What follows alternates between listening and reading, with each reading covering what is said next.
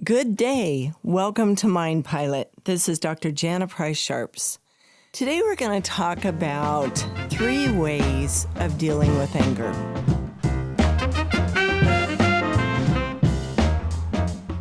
Anger becomes such a major issue for so many people. If you look around today, everybody seems to be angry at everybody, which is not helping matters.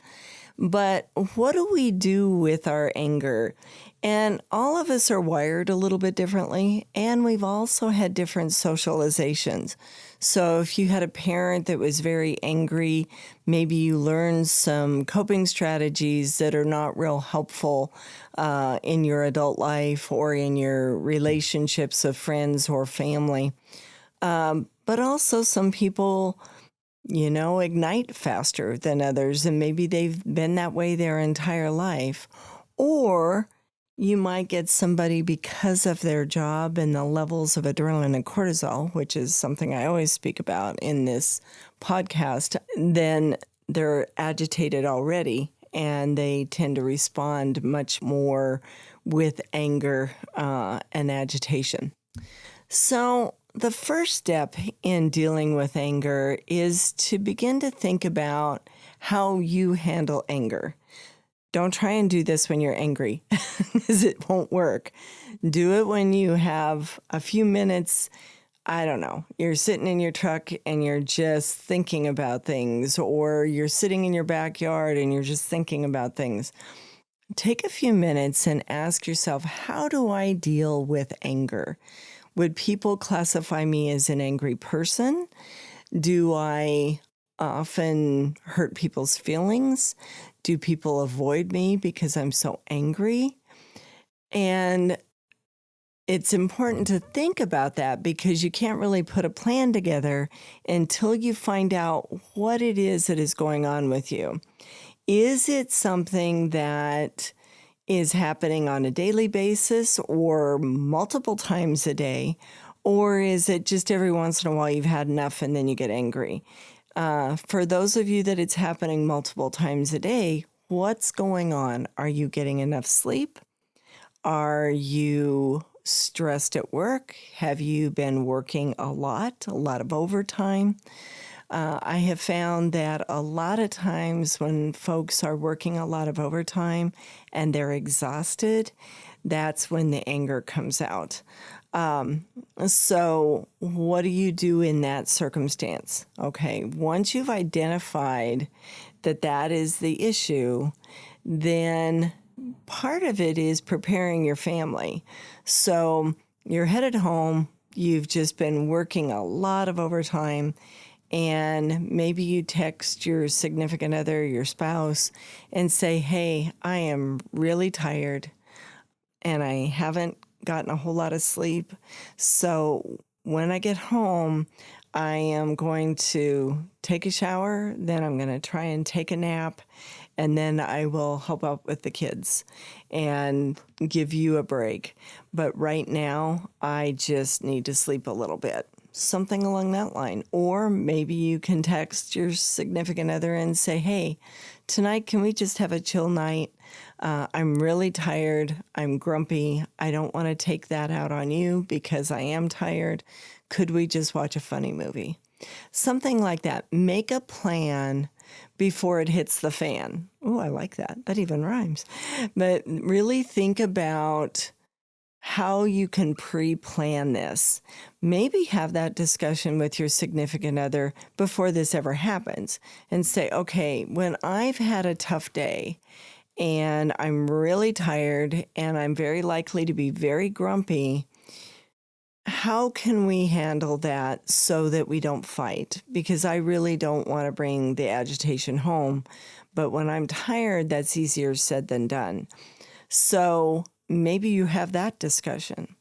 And if I have any first responders, significant others listening to this, I know the comments are often, yes, but I'm stuck at home with 3 kids and I'm tired and I need a break too and I'm overwhelmed. And I get that. But when somebody's exhausted and they don't have any more to give, it's better to let them take that break and then make a plan for them to give you a break. It kind of depends on who needs the break more at that moment. There might be times where you're really overwhelmed as a significant other and you text your spouse and say, hey, when you come home, I really need a break. The last 3 days have been really tough. And can you give me a couple hours just to go do whatever it is you want to do so that I have a break from running this household, or whatever the case may be. But you make a plan beforehand, okay? And you decide as a couple, what are you going to do and how do you handle this? Because if you don't, what happens is people get irritated, then they start picking at each other, and then it turns into this huge argument over something that later you go, why were we even arguing about that? A lot of times 2 days later, you can't even remember what it was. You just remember, well, I don't know what it was, but it was something stupid. And then sometimes you say things that can't be taken back. And people remember those things. And they'll remember the time that you called them a name, or you, said something really derogatory or snarky. So make a plan. What are you going to do when you get stressed with your significant other? The second thing to do with anger is to realize that sometimes people like the anger because there's kind of an adrenaline high from that. And so they get used to having a certain level of adrenaline. It's called homeostasis. And now their system is calming down and they just feel like picking a fight. And they don't know why they're picking a fight. They don't know why they're bringing up, that the dishes aren't done. And you know darn well that's going to cause this major catastrophic argument. And you do it anyway, okay? Our bodies like to have the same level of functioning, even if it's not a good level of functioning, even if it's highly adrenalized with lots of cortisol and we're really agitated. Our system really likes that homeostatic norm, meaning your typical level of functioning, your typical level of adrenaline. So be aware if you live a highly adrenalized life and suddenly, you're sitting on the couch day 2 of your days off and you're starting to just come down from that, be aware there's going to be a part of the brain that goes, oh, our adrenaline's low. Let's see what we can do to get it high. Yeah. And so then that's when, you know what? This house looks like crap. Why don't you do more around the house? I can't believe you didn't get this done. And then the fight is on. But suddenly you kind of feel calmer because you got the adrenaline rush. Okay, so be aware of that. And the third thing with anger is realize that sometimes it means that you haven't been setting boundaries. Okay, a lot of times people will take it, they'll take it, they'll take it, they'll take it, and then suddenly they just explode. And I tell people, if that's something that happens to you, set the boundaries up front. Don't wait until it becomes a huge explosion. People really struggle with boundaries. They truly do. So let me talk a minute about boundaries. We've done a couple other podcasts where I've mentioned boundaries, probably going to do a podcast just on boundaries. But boundaries are people say something rude to you and you ignore it. People try and control your behavior and you ignore it. People try and tell you what to believe religiously and you ignore it. People make accusations that aren't true and you ignore it. And that stuff begins to build. And what happens when it begins to build is people start getting angrier and more resentful until one day they just poof, and it's a nuclear explosion. And then the words divorce or separation or I'm moving out starts happening. So instead of waiting until it's a nuclear explosion, set the boundaries up front. If somebody says something that is really rude and it really bothers you, then you can say to them, you know what, I'm not sure why you said that, but I didn't really appreciate it. Or, there's a number of ways of setting those boundaries. I know you thought that was funny, but I really didn't think that was funny.